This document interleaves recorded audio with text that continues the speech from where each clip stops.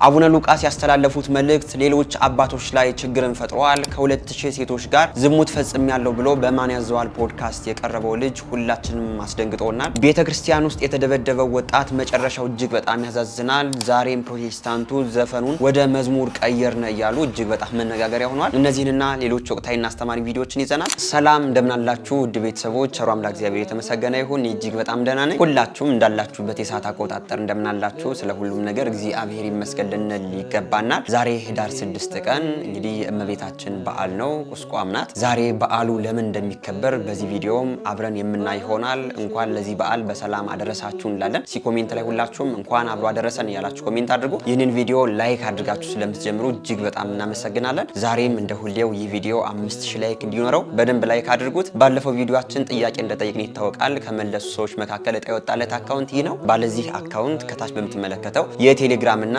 የቲክቶክ አካውንት ኮንታክት በማድረግ ሽልማትን መውሰድ ትችላለህ። ዛሬም በቪዲዮአችን ሽልማት ያለው ጥያቄ ይኖረናል ማለት ነው። እስከ ፕሮግራሙ ፍጻሜ አብራችሁን ቆዩ። እስኪ ዛሬ ይህንን በዓል የምናከብርበት ዋና ምክንያት ምንድነው? ይህንን ቪዲዮ አይተን እንመለስ። ህዳር 6 ቀን ምን ተገኘ ስትሉኝ ቁስቋም ላይ አርፋ እዚያ በኋላ ወማይነቅኒ ሀበታ ነብር ጎሊሃ ልጅም አይገደልብኝ። ምክንያቱም የልጇ ነፍሰ ገዳይ አውሬው ሄሮድስ መሞቱን ሰፍታ ያለ ስጋት ያደረችበት ቀን ነው ዛሬ። ያለ ስጋት ልጄን እንግዲህ የሚገልብኝ የለም ብላ በረፍት አደረች። ልጇ እንደፈለገ እንዲራመድ ዮሴፍና ሰሎሜም ደስ ብሏቸው እንዲያድሩ ደብረ ቁስቋም አድረው ምስዋዕከ እግዚኦ እግዚእ ኃያላን ያ ደብረ ቁስቋምም እንግዲህ ማደሪያ ይሆናል፣ እናትም ማደሪያ ትሆናለች ተብሎ ዛሬ እንደ መንገደኛ እንደ ነጋዴ እንደ መሸበት ሰው አምላክ እንግዳ ሆኖ በደብረ ቁስቋም አድሮ ሰራዊተ መላእክት ሁሉ ከሰማይ ወርደው ቅዱስ እግዚአብሔር ቅዱስ ኃያል ቅዱስ ሕያው ዘኢይመውት ዘተወልደ ማርያም ቅድስት ድንግል ለመድኃኒተ ዚያ ሕዝቡ እያሉ ሲያመሰግኑ ያደሩበት ቀን ነውና እመቤታችን ከመከራ ከ2 ዓመት መከራ በኋላ ቤት አግኝታ ደብረ ቁስቋምን አግኝታ ዛሬ ያረፈችበት ቀን ነውና ለሁላችንም እረፍቱን ያድለን መድኃኔዓለም። ታቺ ስለዚህ እመቤታችን ከመከራ በኋላ ማደሪያ ደብረ ቁስቋምን አገኘች። ማይነቅ ድንግል ማርያም ልጆቿን የምታሳርፍበት ደብረ ቁስቋምን አገኘች። በዚያች በደብረ ቁስቋም ሲመሰገን አድሮ ከዚህ በኋላ ናዝሬት ገብተው ኖሩ እና በዚህ ቤተ መቅደስ ታንጾ ዛሬም ድረስ ታምር እየተደረገበት ግብፅ ውስጥ ምን ተደርጓል? ታምር እየተደረገ ፈውስ እየተሰጠበት ደብረ ቁስቋም ላይ ይኖራሉ። ያቺ ቤተ መቅደስም ቀድሞም በተንባላት ሲመጡ ሳትጠፋ ዛሬም ጸንታ ታላቅ ገዳም ሆና ትኖራለች። በዚያች አንጻር ደግሞ መጀመሪያ የተቀበልናት ደብረ ቁስቋም ውስጥ ተገኝተን እግዚአብሔርን እናገኛለን። ኦፍኒ ረከበት ላቲ ቤተ አስቀድሞ እንግዲህ ወደ ምስጢር ስናመጣው አስቀድሞ በብሉይ ኪዳን በኖህ ዘመን ዓለም በንፍር ውሃ በጠፋ ጊዜ ውሃው በጎደለ ጊዜ ርግብ 3 ጊዜ ተልካ ነበረ። ታስታውሱ እንደሆነ መጀመሪያ ላካት። ውሃው መጉደሉን አይተና ተብሎ ተላከ። ቁራ በዚያው እየበላላ ቀረ። ሰው እንግዲህ ውሃው ካልጎደለ ምኑን በላው ሲባል ሰው ከሞተ በኋላ አይሰጥም። አያችሁ፣ በውሃው ላይ ይንሳፈፋል። ያን የተንሳፈፈውን እየበላላ ሆዱን ብሎ ቀረ። አንዳንዶች የላችሁም ሆዳችሁን ብላችሁ በዚያው ወጣችሁ የቀራችሁ። አባታችን ቃለ ሕይወትን ያሰማልን። እንግዲህ ህዳር 6 ቀን የእመቤታችን በዓል የምናከብርበት ዋና ምክንያት ምን እንደሆነ በዚህ መልኩ ደስ የሚል ትምህርትን አስተምረውናል። እንግዲህ ሁላችንንም እመቤታችን ከመከራ ታውጣን፣ ከመከራ ታድነን፣ እኛንም ታሳርፈን እንላለን። ወደ ቀጣይ ቪዲዮአችን ደግሞ ስንሄድ ይህንን ሰሞን እጅግ በጣም መነጋገሪያ ከነበረው ርዕሰ ጉዳይ መካከል በማን ያዘዋል ፖድካስት ላይ የቀረበው ወጣት የተናገረው ነገር በጣም ብዙ ኢትዮጵያውያንን አስቆጥቷል። እስኪ የተናገረው ነገር ምንድነው የሚለውን ነገር አይተን አብረን አስተያየት የምንሰጥበት ይሆናል። ከ150 ምናምን ሴቶች በላይ ምናምን በእንትን በኖርማል አቃለሁ አራታው እንዴ ጓደኛ ምናምን ይሆናል። ከ150 በላይ ማለት ነው። በቃ የሆነ በአንድ ጊዜ 5 6 7 ምናምን ይኖሩ ይነበራል። ከ150 በላይ ፍቅረኛ ነበር። ከ150 በላይ ከ150 በላይ ማለት ነው። በሰም አላቃቸውም። እግዚአብሔር አለ ከኤ እስከ ዜድ ነው። የሆነ ሰዓት ቁጭ ብዬ የእውነት የሆነ ሰዓት ቁጭ ብዬ የሆነ ሰዓት ላይ ማለት ነው ለማስታወስ ሞክራለሁ። እንትን እያለሁኝ እንትና አያቁም ተይዛታቅም እጅ ከፈይዘ ሙስሊም ክርስቲያን ጴንጤ ምናምን ከሃይማኖት የቀረኝ የለም፣ ከዘር የቀረኝ የለም። ኦሮሞ፣ ትግሬ፣ ሶማሌ ከማሊ ሁሉ አልቀረኝም። ማሊ የሚባል ብሔር አለ ኢትዮጵያ ውስጥ ማሊ ነው። ማሊ የምወቅሳት በዚህ ነው በአንድ ነገር። ምክንያቱም የሷ ብሆን እኔ ማለትም ንጉሷ ነበርኩኝ። እኔ ምንም አይነት ነገር አይቀየረኝም ነበረ። ግን አሰብኩኝና ከዛ በኋላ እንትን ስል ተበል የሆነ ሰዓት ላይ ህይወቴ በጣም ከመስመር ወጣ። ከ150 ምናምን በላይ የሆነ ሰዓት ሴተኛ ዳሪ ሁላ እንትን ል ነበር። እነሱም በቆጥረለ ወደ 2000 ምናምን ይሄዳሉ።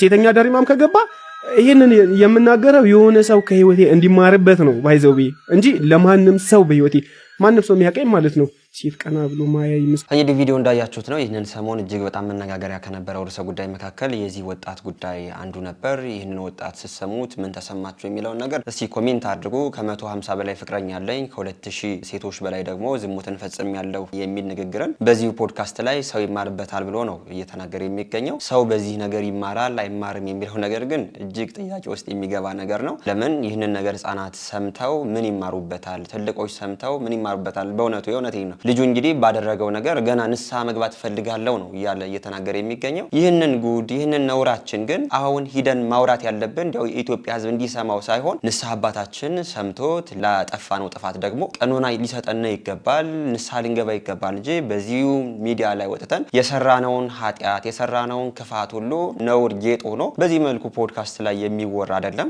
አሁን ላይ ግን እያየነ ያለነው ነገር ምንድነው? በቃ እንዲህ አይነት ነገሮች በቃ እንዲህ አይነት ታሪኮች ተፈጸሙም አልተፈጸሙም በቃ መነጋገሪያ የሆኑ ርዕሰ ጉዳዮች ሶሻል ሚዲያ ላይ በጣም ብዙ ሰው ስለሚያቸው ፖድካስት ላይ እየቀረቡ እኔ እንደዚህ አድርጌያለሁ በቃ ሚዲያውን መነጋገሪያ ሆኖ በዛ ቪዲዮ አሁን ላይ ብር ለማግኘት ነው እየተሰራ የሚገኘው እንጂ ልጁ ያደረገው ነገር ምን እንደሚያስተምር አላቅም። ከ2000 ሰው ጋር መተኛት፣ 150 ፍቅረኛን መያዝ ለአንድ ህፃን ይህ ነገር ምን ያስተምረዋል? ለኛስ ቢሆን ምን ልጁ ይህንን ኃጢያቱን በመናገሩ እኛ በደለኞች አይደለንም እንዲያው እሱማ የከፋ ሰርቷል ብለን እኛን ጻድቅ አድርገን እንድንቆጥር ነው የተፈለገው? ይህ ነገር ልክ አይደለም። ፖድካስት የምታዘጋጁ እነማን ያዘዋልን ብሉት ሌሎች ፖድካስት የምታዘጋጁ እህት ወንድሞቻችን የምታቀርቡት ነገር ከሌለ በቃ ተውት፣ ፖድካስቱን ሌላ ፕሮግራም ቀይሩ። ቢያንስ የሚያስተምሩ እጅግ በጣም ለኛም ለህይወታችን ጥሩ ምክር የሚሰጡ እናቶች፣ አባቶች፣ እህቶች፣ ወንድሞች ባሉበት ሀገር እንዲህ አይነት ነውርን እያመጣችሁ ማሰማቱ ግን ልክ አይደለም። እንዲህ አይነት ነውሮች የሚነገሩት ለንስሐ አባት ነው እንጂ ለሄደው ለመጣው እንዳለ ለኢትዮጵያ ህዝብ እንዲህ አድርጊያለሁ ብሎ መናገሩ ልክ አይደለም። የሚገርማችሁ ነገር ይህ ሰው እንግዲህ በንግግሩ በጣም ከብዙ ሴቶች ጋር ተኝቻለሁ፣ ከዛ በኋላ ግን ማስበው ነገር 10 ሴቶች ቢኖሩ ልጅ ቢኖራቸው 8ቱ የሌላ ሰው ነው። ባል ያላቸው ሴቶች ከሌላ ሰው ጋር ግንኙነት ስላላቸው ቢያንስ ከ10 ሰዎች 8ቱ ከሌላ ሰው ነው የወለዱት እንጂ ከባላቸው አልወለዱም የሚል ነገርም ሲያነሳ ነበርና እንዲያው የምንማርበትን ነገር ታስተላልፉልን ታቀርቡልን ብዬ እኔ በዚህ መልእክቴን አስተላልፋለሁ። እስኪ እናንተ በዚህ ቪዲዮ ላይ የተሰማችሁን ነገር ኮሜንት አድርጉ። እኔ ይህንን ቪዲዮ ሳየው እጅግ በጣም አልተቀበልኩትም ብዬ ነው። ይህ አስተማሪ አይደለም። ትናንሽ እህቶቻችን ትናንሽ ወንድሞቻችን ይህንን ነገር ሲያዩ ምን እንደሚማሩበት አላቅም ማለት ነው። እንቀጥላለን ቪዲዮአችን። እንደ ሰዎች እኮ የጸሎት መጽሐፋችሁን ይዛችሁ ቤተክርስቲያን ሄዳችሁ ማስቀደስ መጸለይ እኮ ትፈልጋላችሁ። ግን የሆነ ሰዓት የሰራችሁትን ኃጢአት እያስታወሳችሁ አሁን እኔ ቤተክርስቲያን ብሄድ እዚያ ያየኝ ሰው ምንድነው የሚለኝ? ደግሞ ይች ከመቼ ጀምሮ ነው ቤተክርስቲያን መምጣት የጀመረችው ይሉኛል። ምን ይለኛል ሰው አሁን እዚያ ብሄድ እያላችሁ ስንቶቻችሁ መሰላችሁ ከቤታችሁ እዚያው የቀራችሁት? ለዚህ አይደል እንደ አንዳንዶቻችሁ እኮ ጠዋት ሰው ሳያያችሁ፣ አንዳንዶቻችሁ ደግሞ ማታ ጨለማ ለብሳችሁ እኮ ቤተክርስቲያን ትሄዳላችሁ እኮ ሰው ፈርታችሁ፣ ሰው ምን ይለኛል ብላችሁ።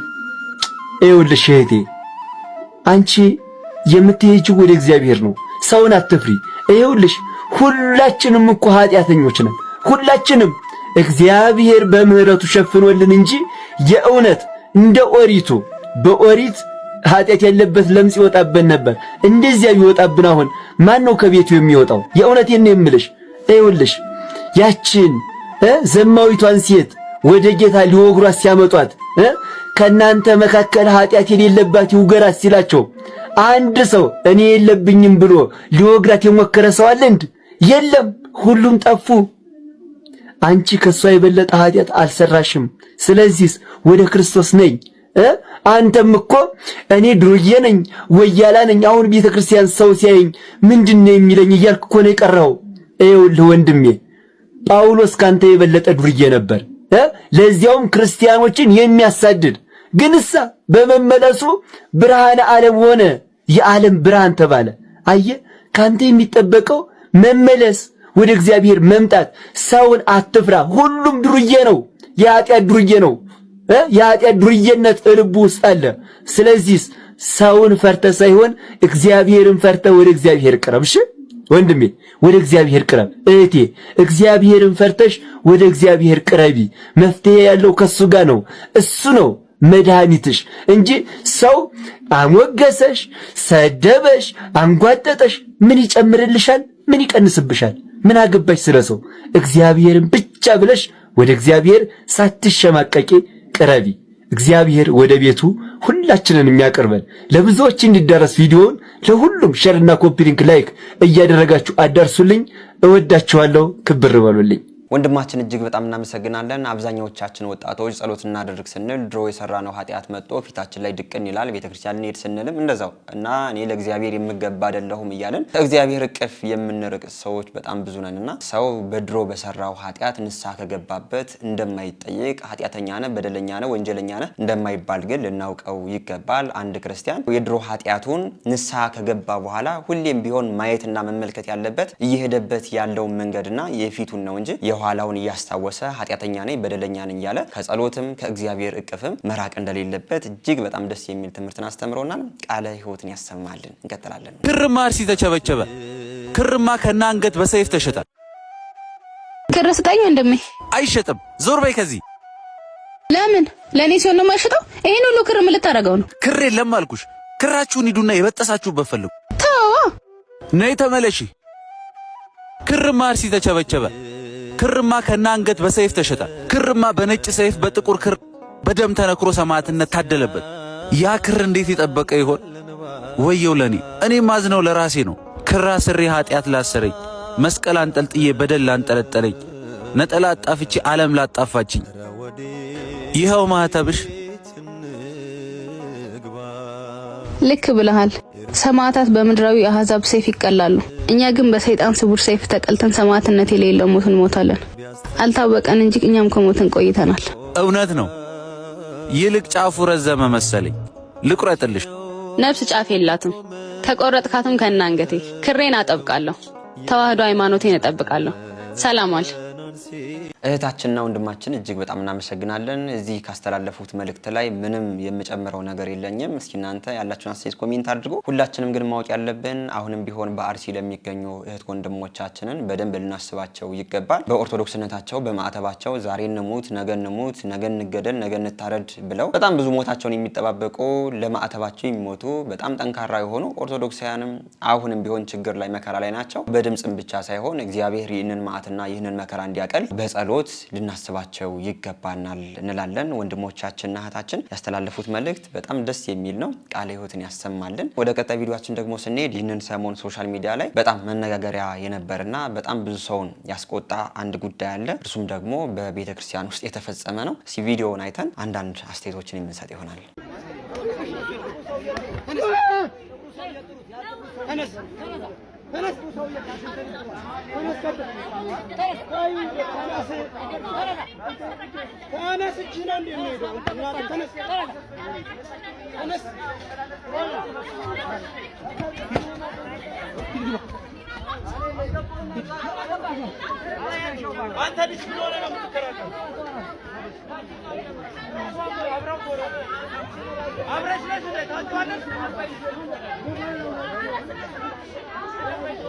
ቪዲዮ እንዳያችሁት ነው። ይህንን ሰሞን ፌስቡክም ላይ ቲክቶክም ላይ በጣም ብዙ ሰዎችም አስተያየት ሲሰጡበት ነበር። እንደው ቪዲዮን ለማራገብ ሳይሆን አንድ ቫይራል የወጣ ቪዲዮ ስለሆነ እንደው አንዳንድ አስተያየቶችን ብንሰጥበት ብዬ ነው። እንዲህ አይነት ጭካኔ የት ይዘን እንደመጣን አላቅም። ተፈጠረው እንግዲህ ቤተክርስቲያን ላይ ነው። ልጁ ቤተክርስቲያን ላይ ጫማ በመስረቁ ይዘውት ወደ ኋላ ጠፍረው በቀበቶ አስረው እንዴት ያዳፉ መሬት ላይ ጥለው ደግሞ ሲደበድቡት ነው ያያችሁትና አሁንም ቢሆን ቤተክርስቲያናችን ፍርድ ቤት ሳትሆን ሐኪም ቤት መሆኗን ሁላችንም ልናውቅ ይገባል። በዚህ ሐኪም ቤት ደግሞ በጣም ብዙ በሽተኞች ይመጣሉ። እኛም ቢሆን በሽተኞች ነን። ግን ደግሞ እያንዳንዳችን የምንሰራቸው ስራዎች እንዲያው ግንባራችን ላይ ቢለጠፍ ኖሮ ሁላችንም ፊት ለፊት የምንቆም ሰዎች እንዳልሆነ ደብዳቢውም ተደብዳቢም ሁላችንም ኃጢአተኞች በደለኞች እንደሆነ ይታወቃል። ልጁ የሰራው ስራ ልክ ነው እያልኩኝ አይደለም። ግን በዚህ መልኩ አይደለም ልጁን የምናሳቀው፣ ልጁን የምንደበድበው። በቃ ልጁ የሰራው ኃጢአት ነው፣ በደል ነው። ልጁ ከዚህ ነገር እንዲመለስ በስርዓት መናገሩ ይሻላል እንጂ በዚህ መልኩ እያዳፉ እየደበደቡ አብሶ ደግሞ በሶሻል ሚዲያ ቀርጾ ማውጣቱ ከዚህ በኋላ ቤተክርስቲያን እንዳትመጣ አንተ በዚህ ስራ ቤተክርስቲያን አትመጥንም፣ ከዚህ በኋላ ቤተክርስቲያን እንዳትመጣ የሚል ነገር ነው በልጁ ላይ የሆነ ያለውና የምናደርገው ነገር ልክ ነው አይደለም የሚለው ነገር ከክርስትና አንጻር ብናየው መልካም ነው። እንዲያው ሁሉን ነገር አመጣን በዓለማዊ አይን ብቻ ማየታችን ልክ አይደለም። ይህ ልጅ እንግዲህ በዚህ ነገር ተማሮ ሃይማኖት ሊቀይር ይችላል፣ ሌላም በጣም ወዳልሆነ መንገድም ሊገባ ይችላል። ግን ልጁ መስረቁን ከያዝነ በኋላ ጥሩ በሆነ ሁኔታ ብናወራው መልካም ነው ላለው እንዲያው ለመናገር እንኳን ቃላት ስላጠረ ነው። ቪዲዮን ስታዩት በጣም የሚያሳዝን ነገር ነው። እኛን ደብዳቤዎች ሆነን እኛ የሰውን ኃጢአት በዚህ መልኩ አውጠን ደግሞ አጋልጠን በጣም ጻድቆች ሆነን ግን በዚህ መልኩ ጥፋትን እያጠፋን እንገኛለን ለማለት ነው። ሁላችንም እኔ ማን ነኝ ብለን ዞር ብለን ልናይ ይገባል እንጂ እንዲያው በዚህ መልኩ እንትና ኃጢአተኛ ነው በለው ግደለው ስቀለው የሚል ነገር ነገም ደግሞ እቺ ነገር ዙራ እኛም ላይ እንደምትመጣ ልናውቃት ይገባል ለማለት ነው። በቪዲዮ ላይ ያላችሁን አስተያየት ኮሜንት አድርጉ። ይሄ ነገር ግን እጅግ በጣም ነውር እንደሆነ ልናውቀው ይገባል። እንቀጥላለን ቪዲዮአችን። እኔማ ለኢየሱስ እጄን ሰጥቻለሁ፣ ገደሉ ገደል መሆኑን አውቄያለሁ። ዓለም አረሳስቶኝ ለጊዜው ቢያጉላላም በጊዜው ደረሰ ተጎዳው ነው ቦላ። ሞኝ ባያፍር የሞኝ ዘመድ ያፍር ይላሉ እናቶቻችን። እንግዲህ የሚዘፍኑት ሰዎች ባያፍሩ ግን ደግሞ የዘፋኞቹ እናትና አባት እህትና ወንድሞች ሊያፍሩ ይገባል። እህትና ወንድሞች ማለት የፕሮቴስታንት አማኞች በሚደረገው ነገርና በምትሰሩት ስራ በዚህ መልኩ ልታፍሩ ይገባል። አሁን ላይ እንዲህ አይነት ሰዎች ድንቁርናቸውና አላዋቂነታቸው በጣም ገኖ የወጣበት ዘመን ላይ እንገኛለን። መዝሙር ማለት የከንፈር መስዋዕት፣ በቃኛ ለእግዚአብሔር የምናቀርበው ምስጋና መስዋዕት እንደሆነ ይታወቃል። ለእግዚአብሔር የምናቀርበው ምስጋናና መስዋዕት ደግሞ ከምንም ነገር ያልተቀላቀለ ንጹህ የሆነ መስዋዕት ልናቀርብ ይገባል። ግን ደግሞ እነዚህ ሰዎች መዝሙር ብለው ዘፈኑን ግጥሙን አውጥተው ያረጋኝ ወራሽ ዘፈን ነው በዚህ መልኩ ኢየሱስ ምናምን ጨምረውበት መዝሙር ነው ብለው እንግዲህ እየዘመሩት ይገኛሉና አላዋቂነታቸው በዚህ መልኩ ገኖ ወጧል። ግን ደግሞ እግዚአብሔር ልቦና ሰጥቶ ወደ እውነተኛው መንገድ ይመልሳችሁ ከማለት ውጭ ምንም የምንለው ነገር የለንም። እንዲህ አይነት ሰዎች ሲናገሩ ምን ይላሉ? ጴንጤ ምንም አይነት ሙዚቃ አዳምጥም፣ ኦርቶዶክሳውያን ናችሁ ሙዚቃ የምታዳምጡት ትላላችሁ። ታዲያ የናረጋኸኝን ዜማ የታገኛችሁት? ዘንድሮ የማንሰማው የማናየው ነገር የለንም። እንዲህ አይነት ሰዎች እግዚአብሔር ይጠብቀን። እነዚህ አይነት ሰዎችን ደግሞ እግዚአብሔር ልቦና ሰጥቶ ወደ እውነተኛው መንገድ ይመልሳቸው። መዝሙር ምስጋና ነው፣ መስዋዕት ነው። ለእግዚአብሔር ደግሞ ንጹህ የሆነ ምስጋናና መስዋዕት ልናቀርብ ይገባናል ላለው በቪዲዮ ላይ ያላችሁን አስተያየት ኮሜንት አድርጉ። እንቀጥላለን ቪዲዮአችን። እና በደስታ ቀን መገኘት ብቻ አይደለም፣ በቀራንዮ ቀን መገኘት ነው። በስቃይ ጊዜ መገኘት ነው። በተገረፈ ቀን መገኘት ነው። ንግስ ላይ መገኘት ብቻ አይደለም። ማመስገን፣ መዘመር፣ ከበሮ መምታት፣ እልል ማለት ብቻ አይደለም። የሐዘኑንም ቀን መካፈል ያስፈልጋል። ክርስቶስ ስለኛ ተሰቅሏል፣ እርሱ ስለኔ ተሰቀሉ አላለም። ስለኛ ሞቷል፣ እርሱ ስለኔ ሙቱልኝ አላለም። እኔ ሞቻለሁ፣ እናንተ ለኔ ኑሩ ነው ያለው ክርስቶስ። እኔ ስለናንተ ከኃጢአተኞች ጋር ተቆጥሬያለሁ፣ እስቲ እናንተ ለኔ ብላችሁ ከኃጢአተኞች ቁጥር ውጡ ነው ያለው። እሱ ከሰካራሞች ጋር ተቆጥሯል፣ እናንተ ከስካር ውጡ። እሱ ከዘማውያን ጋር አብሮ በልቷል ጠጥቷል፣ እስቲ እናንተ ከዝሙት ለኔ ብላችሁ ውጡ ነው ያለው እንጂ ሞቻለሁና ሙቱልኝ አላለም። ተሰቅያለሁና ተሰቀሉ አላለም። ስጋን ከክፉ ምኞቱና መሻቱ ጋር ስቀሉት ነው ያለው ቅዱስ ጳውሎስ እንዳለው ማለት። ክርስቶስ ከማንም ይምጣ በትህትና የሚጸለይ ጸሎት ይሰማል አይሰማም? ይሰማል። ትሁት ልብ ያለው ሰው ሲለምነው ይሰማል እግዚአብሔር። በትህትና ሆነ እሱ የሚተውልንን ያህል እኛን ተውም ለራሳችን። አንተ ራስህን ይቅር ባትለው ራሱ እግዚአብሔር ይቅር ይልሃል፣ ይምርሃል። እና አንዳንዴ ምህረቱ ከሰው አይምሮ በላይ ሆነና አይ እዚህ ጋማ ይበቃል እንላለን። እኛ እስከሆነ ልክ ስለሆነ ይቅር የምንለው እግዚአብሔርም እንደኛ እንዲሆን እንጠብቃለን። እሱ ግን እንደዛ አይደለም። እኛ ሰው ለመጥላት ሰበብ ነው የምንፈልገው፣ እግዚአብሔር ሰው ለመውደድ ሰበብ ነው የሚፈልገው። እኔ በምን ልቀየመው እያለ ነው እኛ መከራ የምናየው፣ እሱ ደግሞ በምን ልማረው ብሎ ነው መከራ የሚያየው። ለመማር ሰበብ የሚፈልግ አምላክ ስለሆነ ባኛ ስንት ስብከት ሰምተናል። መመን እስቲ ንገሩኝ፣ ስንት ስብከት ሰምተናል? አዎ ተመለስ ያለው ፀሐይ አይቶ ይመለሳል። ተመለስ ያለው መመለስ ያቃተው ደግሞ 30 ስብከት ሰምቶ ያወዳድራል። የዛሬው ጥሩ ነው ይላል። ጴጥሮስ ዶሮ ሲጮህ ሰምቶ ነው ንስሐ የገባው። ምን ሲጮህ? እኛ ስንት ዶሮ ሲጮህ ሰማን? እኛ ብንሆን አርደን እንበላው ነበር አይደል? መምህራችን ቃለ ሕይወትን ያሰማልን። እኛ ምን አይነት ክርስቲያኖች ነን? እንግዲህ ራሳችን ገምግምበት። በጣም ደስ የሚል ትምህርትን ያስተማሩን። ወደ ቀጣይ ቪዲዮአችን ደግሞ ስንሄድ ይህንን ሰሞን መነጋገሪያ ከነበረው ርዕሰ ጉዳይ የአቡነ ሉቃስ ጉዳይ አንዱ ነበር። አቡነ ሉቃስ አሁን በሀገራችን ላይ እየተፈጸሙ ያሉ ግፎችን አስመልክተውና በአርሲ ወገኖቻችን ጭፍጨፋ ላይ የተደረገውን ነገር አስመልክተው የተናገሩት ነገር በጣም መነጋገሪያ ሆኗል። እኛ ኦርቶዶክሳውያን ከዚህ ጭፍጨፋ ለመዳን ምን ማድረግ አለብን የሚሉ ሀሳቦችንም አንስተዋል። እስኪ ቪዲዮ አንድ አይተን እንመለስ። ስለዚህ ፈሪውን አትጠብቀው። የበለጠ ጭክንናውን እያጨከነ ያሳድድሃል፣ ያጠፋሃልና። ስለዚህ መደራጀት፣ ራስን መጠበቅ አስፈላጊ ነው ወገኔ። እየሰማን ነው አሟሟትህን፣ አገዳደልህን። ሰዎችም የሚያስተላልፉትን እየሰማሁ ነው።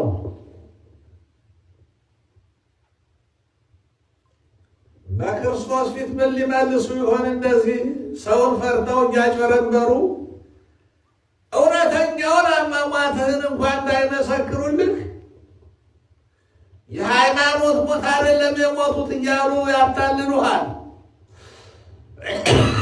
ከገዳይ ጋር ሲተባበሩ ይሰማል። ብፁዕ አባታችን አቡነ ሉቃስ እንደሰማችኋቸው ነው። እኚህ አባት እንግዲህ ኢትዮጵያ እንዳይገቡ የተከለከሉ ከገቡ ደግሞ 6 ዓመት እንዲታሰሩ ያው የእስር ማዘዣ የወጣባቸው አባት ናቸው። አሁንም ቢሆን ለኛ ለኦርቶዶክሳውያን መፍትሄ ብለው ያመጡት ነገር ምንድነው? ራስን መከላከል።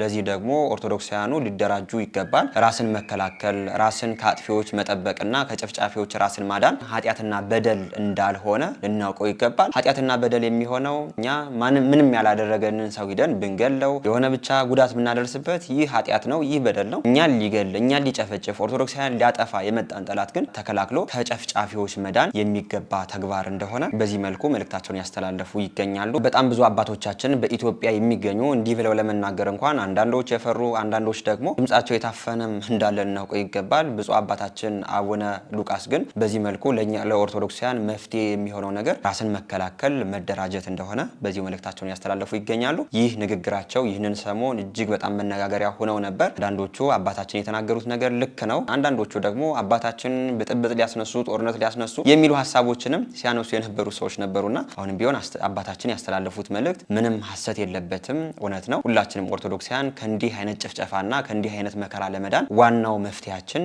መከላከል ነው እንላለን። በቪዲዮ ላይ ያላችሁን አስተያየት ኮሜንት አድርጉ። የአባታችን በረከታቸው አይለየን። እንቀጥላለን ቪዲዮአችን። እናቶቼ በሁለት ጥይት ተመታ በገጀራ ቆስላ ድጋሚ አታቃስቺ ዝም በይ የምትባል የ8 ዓመት ህፃን አታሰምማችሁ?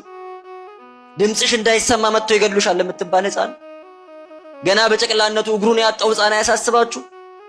ወላጆቻቸው የት እንደሄዱ ግራ የገባቸው እናቶች ልጆቻቸውን በጀርባቸው አዝለው በጥይት ሲረሸኑ አያሳዝኗችሁ? የነሱ ህመም ካላሳመመን፣ የነሱ መቁሰል እኛን ካላደማን፣ የነሱ መድከም ካላዳከመን እውነትም የዚህ ቤተክርስቲያን አካል አይደለን፣ ጎለናል ማለት ነው። ወንድሞቼ እናቶቼ በአርሲ የተገደሉ ክርስቲያኖች ህመም የሚያመን አንድ አካል ስለሆንን ነው። አንድ አካል ሌላ ምንም ትርጉም የለውም። ጌታ ሆይ የተሰዉት ስለኔ ኃጢአት ነው፣ ስለኔ በደል በኔ በደል ምክንያት ነው፣ ይቅር በለኝ ማለት ካልቻልን፣ ራሳችንን በንስሐ በእግዚአብሔር ፊት በካህኑ ፊት ማዋረድ ካልቻልን አሁንም የክርስትና ትርጉሙ አልገባንም ማለት ነው። የነሱ ቁስል አያሳምመንም? ታይደኛል አያመንም? ያስገደላቸው ታርጌት ያደረጋቸው ብቸኛው ምክንያት የክርስቶስ አካላት መሆናቸው። አባቶቼ እናቶቼ ከስጋው ደሙ በራቃችሁ ቁጥር፣ ከንስሐ በራቃችሁ ቁጥር፣ ከሥርዓተ ቅዳሴ በራቃችሁ ቁጥር ከዚህ ቅዱስ ህብረት ነው ራሳችሁን እያራቃችሁ ያላችሁት በገዛ ፈቃዳችሁ። ሃይማኖታዊ ግዴታችንን እንኳን በአደባባይ ለመፈጸም እኮ እንሳቀቃለን። የሌላ ቤተ እምነት ጓደኞቻችን አብረውን ቁጭ ብለው አማት በንጸልየን መብላት ይከብደናል። እነሱ እንደዚህ ሲሳቀቁ አታያቸውም፣ እኛ ግን እንፈራለን። ስንጨነቅ መሄጃ ስናጣ ማምለጫ ስናጣ ለመጸለይ ለመቆም አቅም ስናጣ ሮጠን መተን እዚች አጥር ስር ስንቀመጥ የሚሰማንን ሰላም እናውቃለን። ባንጸልይ ዝም ብለን ቁጭ ስን ተጽናንተን እንባችን ታብሶ ነው የምንሄድ። ሰበብ አያስፈልገንም። ቤተክርስቲያን ለመምጣት ፖስተር መለጠፍ የለበትም። አዋጅ መነገር የለበትም። የአባታችን ቤት ነው፣ የእናታችን ቤት ነው። ስለሚናፍቀን ብቻ መምጣት አለብን። አንዳንዱ ያወቀ መስሎት የተሻለ ነገር ያደረገ መስሎት እኔ ቤቴ ጸልያለሁ፣ እኔ ቤቴ መጽሐፍ ቅዱስ አነባለሁ፣ እኔ ቤቴ ቃል እግዚአብሔር እማራለሁ፣ ቤተክርስቲያን መምጣት አያስፈልገኝም ይላል። ይህ ስህተት ነው። ክርስቲያን ስህተት ነው። የትም ቦታ ላይ ሆነን የምንጸልየውን ጸሎት እግዚአብሔር ይሰማል። እዚህ ቦታ ላይ ሆነን የምንጸልየውን ጸሎት ግን የበለጠ ይሰማል። ቤታችን ንስሐ መግባት አንችልም። ቤታችን መጠመቅ አንችልም። ቤታችን መቁረብ አንችልም። ቤታችን ሚስጥረ ቀንዲል ቅባ ቅዱስ መፈጸም አንችልም። ሰባቱ ሚስጥራት ቤተክርስቲያን የሚፈጸሙት በቤተክርስቲያን ቅጥረ ግቢ ውስጥ ብቻ ነው። ከየትኛውም የግል ጸሎት በህብረት የሚደረግ ጸሎት ይበልጣል። እኔና እናንተ እኮ ንጽህና ቢኖርን ቅድስና ቢኖርን እግዚአብሔር አምላክ ስለኛ ቅድስና ብሎ እቺ ነገር ይምራታል። ታውቃላችሁ አይደል? በስመ አብ። ጥያቄ ልብስ የምንለብሰው ለስጋችን ነው ለነፍሳችን ነው? ለስጋችን ነው። በጣም ጥሩ። ለነፍሳችን ነው። ይቅርታ አድርጉልኝ። እንዴት ነው ለነፍሳችን የሚሆነው የሚባል ሰው ልብስ ባለመልበሱ የምታፍር ነፍሱ ነው ስጋው ነው? ለምሳሌ የሞተ ሰው ቢገለጥ ያፍራል? አያፍርም። ስለዚህ የምንለብሰው ማን እንዳታፍር ነው? ነፍሳችን እንዳታፍር ነው ማለት ነው። ስጋ ልብስ ግን የስጋ የተባለበት ምክንያት ለብሶት የሚታይ ማን ስለሆነ ነው? ስጋ ስለሆነ ማለት ነው። ለብሶት የሚታይ ስጋ ስለሆነ የስጋ ልብስ ተባለ እንጂ የምንለብሰው ለነፍሳችን ነው። አንዳንድ ሰዎች አሁን አጫጭር ልብስ የለበሱ ሰዎች አጭር በተለይ እህቶቻችን አጫጭር ልብስ ለብሰው ሳይሏቸው እናቶች እንደው ሳይሏቸው አጭር ለብሰው ከዛ በግድ እንትኑን ወደ ታች እንደዚህ ሲያደርጉት አይታችሁ ታውቃላችሁ? ቢሮ ሲመጡ እንደዚህ በዚች አድርገው በቃ ወደ ታች በደንብ ሊያስረዝሙ ነፍሳቸው ስለምታፈር ነው እንደዛ የሚያደርጉት። መጀመሪያ ለምን አጭር ገዛችሁ? እንደዚህ ከምትሉት ረጅም አትገዙ ነው ይቀንሳል። አጭር ኧረ እንደውም ስሰማ አጭር ነው አሉ ውድ እንደው ይገርማል። ረጅሙ ተርካሹ በቀላል ብር ነው አሉ የሚገኘው። ቅዱስ ዮሐንስ አፈወርቅ ምን ይላል? አይ አንቺ ሴት ለምንድን ነው ውድ ውድ ልብስ እየለበሽ በከተማው መሃል ወይ በመንደር መሃል የምትሄጂው ላይ ይጠይቃል። ባሌን ደስ እንዲለው ብዬ ብለሽ ትመልሽልኝ ይሆናል ይልና አይደለም ይላል። እንደዚያ ሳይሆን አንቺ የለበስሽው ልብስ በሌላቸው ድሃ ሴቶች ላይ መመካት ፈልገሽ ነው ይላል። ያ ልብስ በሌላቸው ሰዎች ፊት እሷ ኖሯት ለብሰው በእነሱ ፊት ስታልፍ በእነዚያ በላይ የበላይነት ስሜት እንዲሰማሽ ፈልገሽ ነው። እንግዲህ እነዚያ ድሃ ሴቶች በአንቺ ምክንያት ለመምህራኖቻችን እግዚአብሔር አገልግሎት ዘመናቸውን ያርዝምልን። ሁለቱም መምህራኖቻችን እጅግ በጣም ደስ የሚል ትምህርትን ያስተማሩን። የዛሬ ቪዲዮቻችን እንግዲህ እነዚህን ይመስሉ ነበር። ወቅታዊና አስተማሪ እንደነበሩ አልጠራጠርም። ግን በንግግሬ ያጠፋሁት ነገር ካለኝ ሁሌም ቢሆን ኮሜንት አድርጉኝ፣ ለማስተካከል ዝግጁ ነኝ። ዛሬም እንደ ሁሌው ጥያቄ አዘጋጅተናል። ጥያቄያችን ዛሬም ትንሽ ብትሆንም የ200 ብር ካርድ ያሸልማል። የዛሬው ጥያቄ ምንድን ነው? አንዴ አይተን እንመለስ። የዛሬው ጥያቄያችን አረጋዊው ስምዖን በነፍስሽ ሰይፍ ያልፋል ብሎ የተናገራት ማን ነው? ሀ ቅድስት ድንግል ማርያምን፣ ለቅድስት ኤልሳቤጥን፣ ሐመርኋ ቅድስት ሐናን፣ መግደላዊት ማርያምን። የዛሬው ጥያቄ እጅግ በጣም ቀላል ነው። መልሱ ምን እንደሆነ እስኪ ኮሜንት አድርጉ። የመለሱ ሰዎችን ሰብስበን አውጥተን አሸናፊውን በቀጣይ ቪዲዮ የምናሳውቅ ይሆናል። ይህንን ቪዲዮ ላይክ አድርጋችሁ የጀመራችሁ እጅግ በጣም እናመሰግናለን። ይህንን ቪዲዮ ደግሞ እስካሁን ላይክ ያላደረጋችሁ ሰዎች ዘግይታችኋል። ግን ቢሆንም አሁንም ቢሆን በደንብ ላይክ አድርጉት፣ ለወዳጅ ዘመዶቻችሁም ሸር አድርጉት። እናንተም ቢቀርቡ የምትሏቸውን ቪዲዮዎች ከታች በምትመለከቷቸው የቴሌግራም እና የቲክቶክ አካውንቶቻችን ላኩልን፣ አይተን እናቀርባቸዋለን። ለዚህ ቻናልም አዲስ የሆናችሁ ሰዎች እኔ ተመስገን ነኝ። ይህንን ቻናል ሰብስክራይብ በማድረግ ቤተሰብ ሆኑ። በሌሎች አስተማሪና ወቅታዊ ቪዲዮዎች እስከምንገናኝ እኔንም እናንተንም ቸር ያቆየን። አቷልጎሎበታል ብልሰትንቀኝ ለዚህ ያደረስከኝ ጌታዬን የማነኝ ይሞላል አይቀርም ባንተ ሸለቆዬ ጠብቃለሁና ቀንህን ጌታዬ። ሐዘን ጽልመት ክፉ ዘመን ቢገጥመኝም እንኳን ያልፋል ሁሉም ታሪክ ሆኖ በፊት ሲለካ ማን አፈረ ማን ጎደለ አንተን የጠበቀ ጸና ልቤ በእግዚአብሔር ይህን እያወቀ አቷል ጎሎበታል